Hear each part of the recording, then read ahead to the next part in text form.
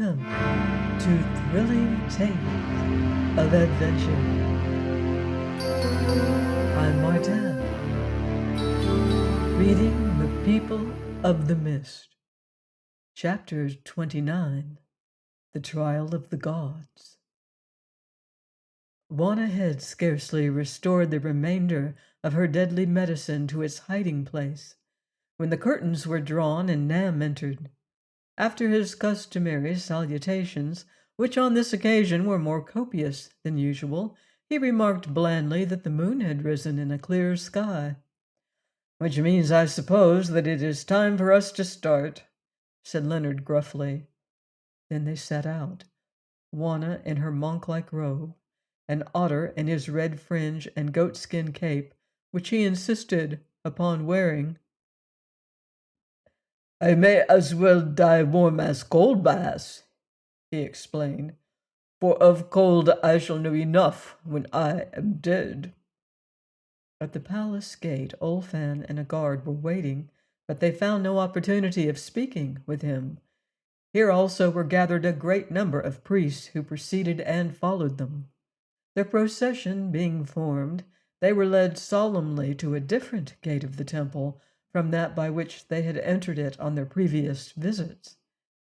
On this occasion, the secret passages were avoided, and they passed up a broad avenue through the center of the amphitheater to seats that had been prepared for them on that side of the pool which was furthest from the colossal idol. As before, the temple was crowded with human beings, and their advance through it was very impressive, for the priests chanted as they walked, while the multitude preserved an ominous silence. At first Leonard was at a loss to know why they were placed on the hither side of the pool, but presently he saw the reason. In front of the chairs to be occupied by Juana and Otter, an open space of rock was left, semicircular in shape, on which were set other seats to the number of 30 or more. These seats were allotted to elders of the people, who, as Leonard guessed rightly, had been chosen to act as their judges. The position was selected for the convenience of these elders, and in order that the words they spoke might be heard by a larger proportion of their vast audience. When Juana and Otter were seated, and Leonard and Francisco had taken their places behind them, Nam came forward to address the council and the multitude beyond. "Elders of the people of the mist," he said, "I have conveyed your wishes to the holy gods, who but lately have deigned to put on the flesh of men to visit us, their people, namely that they should meet you here and talk with you of the trouble which has come upon the land. And now the gracious gods have assented to your wish, and behold, they are face to face with you and with this great company of their children. Be pleased, therefore, to make known what you desire to the gods, that they may answer you, either with their own mouths or by the voice of me, their servant." He ceased, and after a pause, during which the people murmured angrily, an elder rose and said, "We would know of you how it is, O Akka and Ojal, that the summer has deserted the land. Now our strait is very sorry, for famine will come upon us with the winter snows. A while ago, O Akka and Ojal, you changed the worship of this people, forbidding the victims who had been prepared to be offered up at the spring festival. And lo, there has been no spring. Therefore we ask a word of you on this matter, for the people have consulted together and say by our voice that they will have no gods who kill the spring. Speak, O ye gods, and you, Nam, speak also, for we would learn the reason of these evils, and from you, O Nam, we would learn how it comes that you have proclaimed gods in the land, whose breath has destroyed the sunshine." "Ye ask me, O people of the mist," answered Juana, "why it is that the winter stretches out his hand over the slumber of the spring, forbidding her to awake, and I will answer you in a few words and short. It is because of your disobedience and the hardness of your hearts, O ye rebellious children? Did ye not do sacrifice when we forbade you to take the blood of men? Ay, and have not our servants been stolen secretly away and put to death to satisfy your lust for slaughter? It is for this reason, because of your disobedience, that the heavens have grown hard as your own hearts, and will not bless you with their sunshine and their gentle rain. I have answered you. Then again the spokesman of the elders rose and said, We have heard your words, O Akka, and they are words of little comfort, for to sacrifice is the custom of the land, and hitherto no evil has befallen us because of that ancient custom. Yet, if there has been offense, it is not we who have offended, but rather the priests in whose hands these matters lie. And as for your servants, we know nothing of them or of their fate. Now, Nam, make answer to the charges of the gods and to the questions of the people, for you are the chief of their servants. You have proclaimed them to be true gods and set them over us to rule us. Thus adjured, Nam stood forward, and his mien was humble and anxious, for he saw well that his accusers were not to be trifled with, and that his life, or at least his power, was at stake, together with those of the gods. Children of the mist, he began, your words are sharp, yet I do not complain of them, for as ye shall learn, my fault has been grievous. Truly, I am the chief of the servants of the gods, and I am also the servant of the people. And now it would seem that I have betrayed both gods and people, though not of my own will. Listen, ye know the legend that has come down to us that Akka Anjal should reappear in the land, wearing the shapes of a fair white maiden and of a black dwarf. Ye know also how they came as has been promised, and how I showed them to you here in this temple, and ye accepted them. Ye remember that when they put away the ancient law and forbade the sacrifices, by the hand of their servant who is named Deliverer, they destroyed 2 of the priests, my brethren, in a strange and terrible fashion. Then I murmured, though they threatened me with death, but ye overruled my words and accepted the new law. And from that hour all things have gone ill. Now I took counsel with my heart, for it seemed wonderful to me that the gods should discard their ancient worship. And I said to my heart, Can these be true gods, or have I perchance been duped?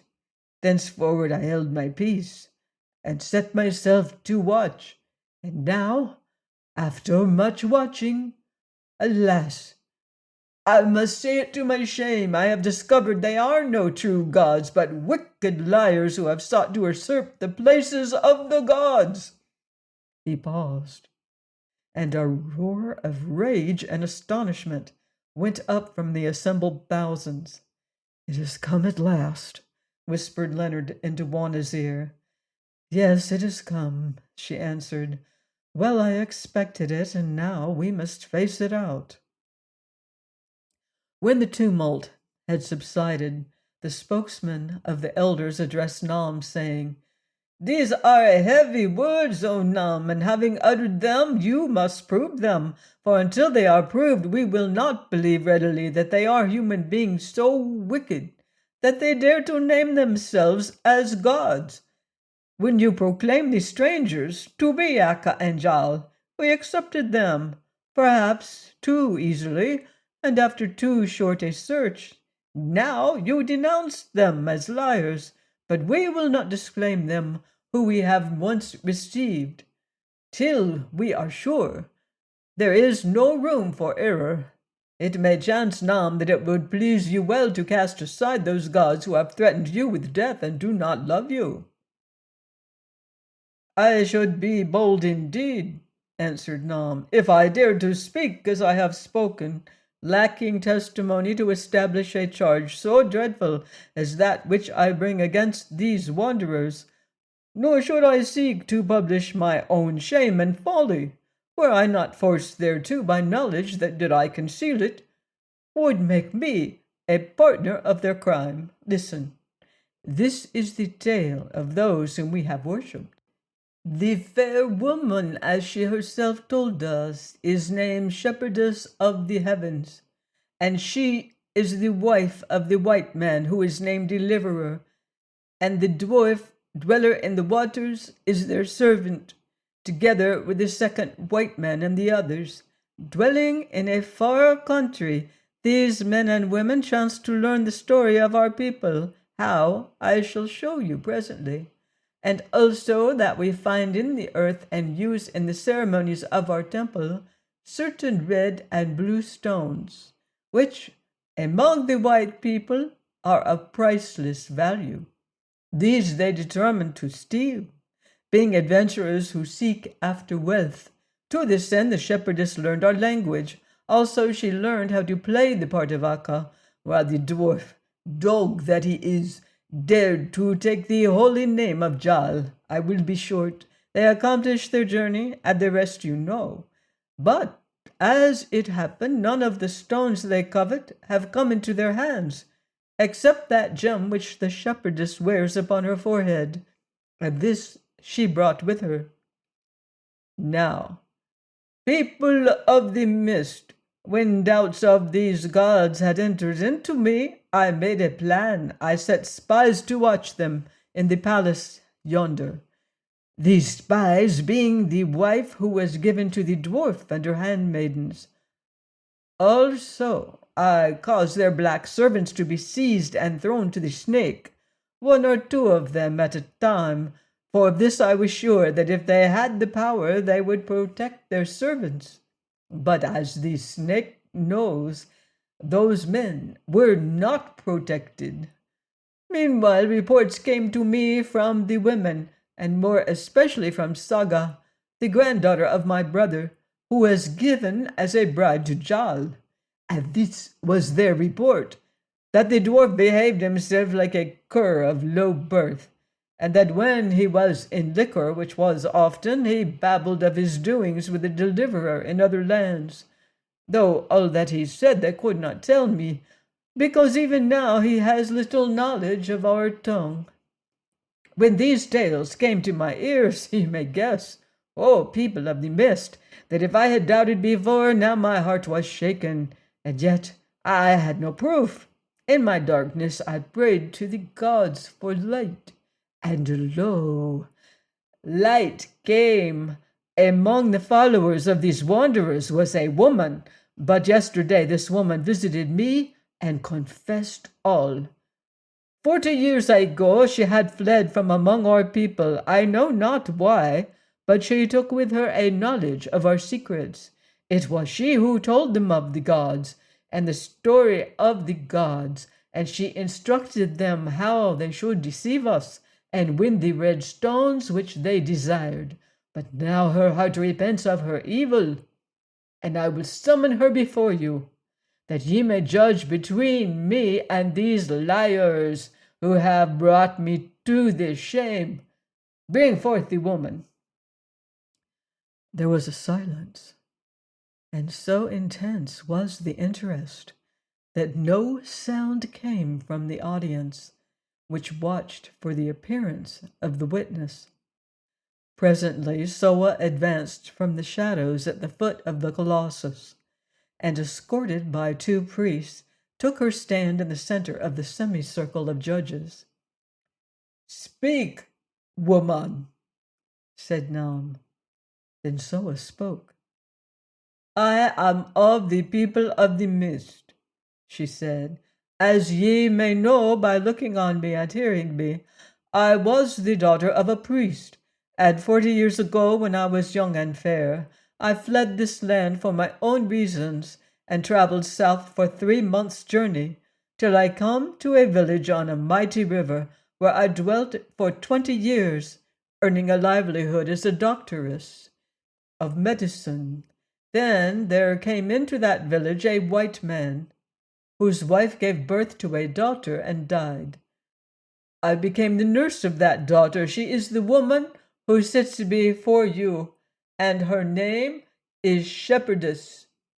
20 years more went by, and I desired to return to my own land, that I might die among my people. I told the tale of my land and of its wealth to the shepherdess, and to her husband the deliverer, for I dared not travel alone.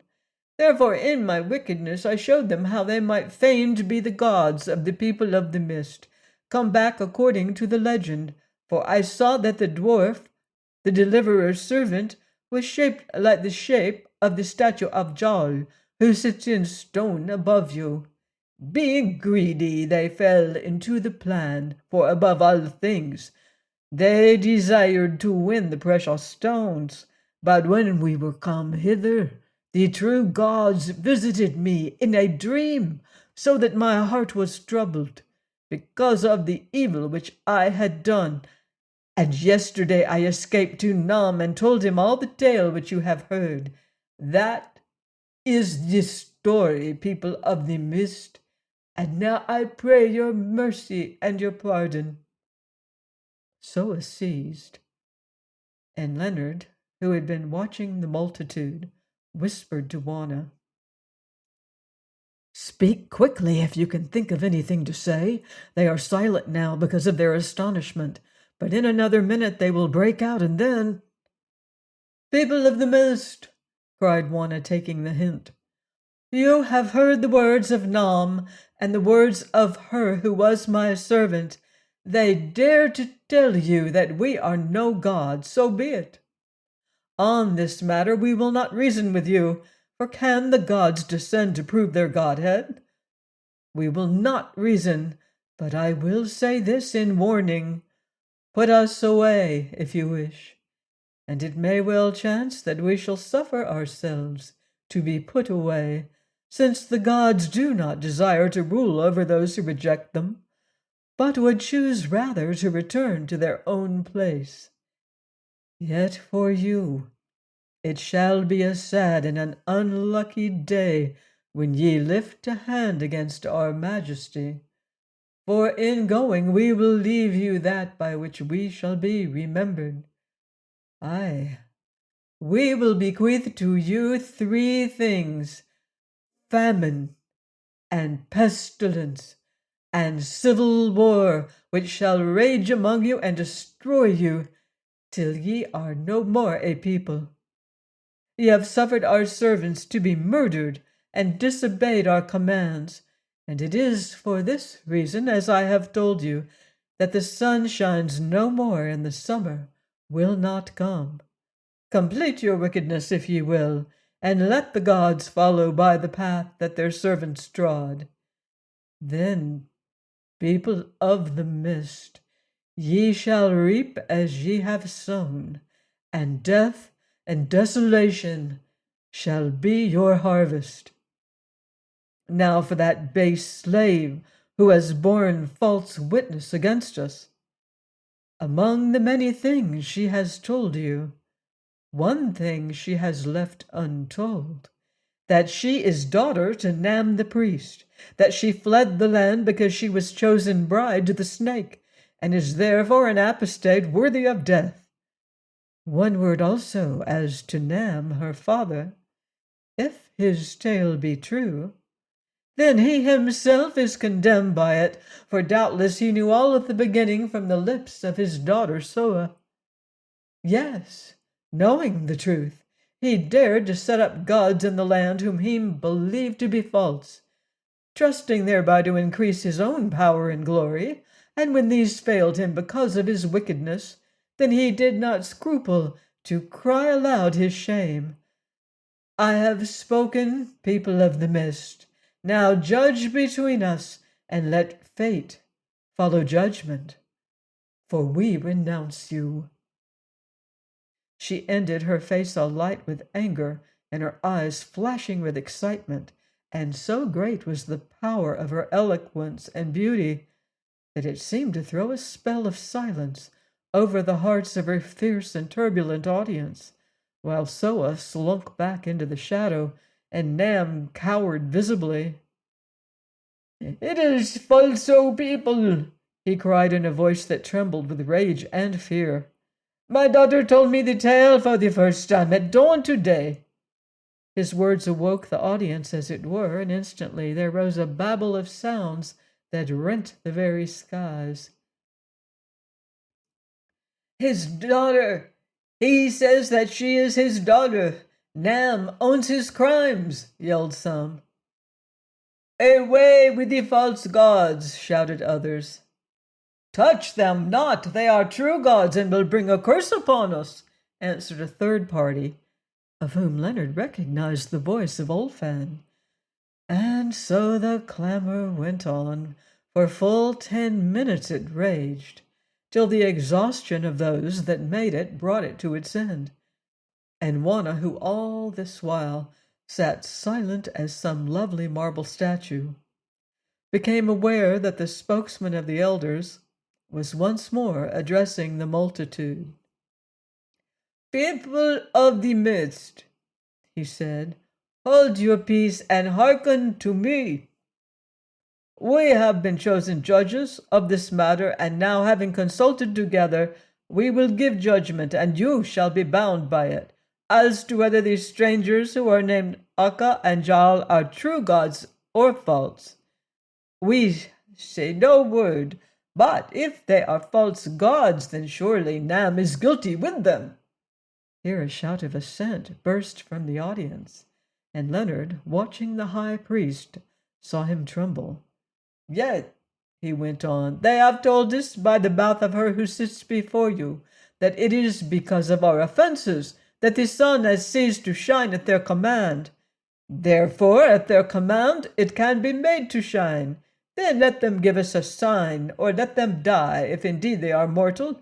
For if they are not mortal, we cannot kill them, and this shall be the sign which they must give. If tomorrow at the dawn the mists have vanished, and the sun shines red and clear on the snows of yonder mountain, then it is well, and we will worship them. But if the morning is cold and mist-laden than true gods or false, we will hurl them from the head of the statue into the pit of the snake, there to be dealt with by the snake, or to deal with him as it may chance. That is our judgment, people of the mist.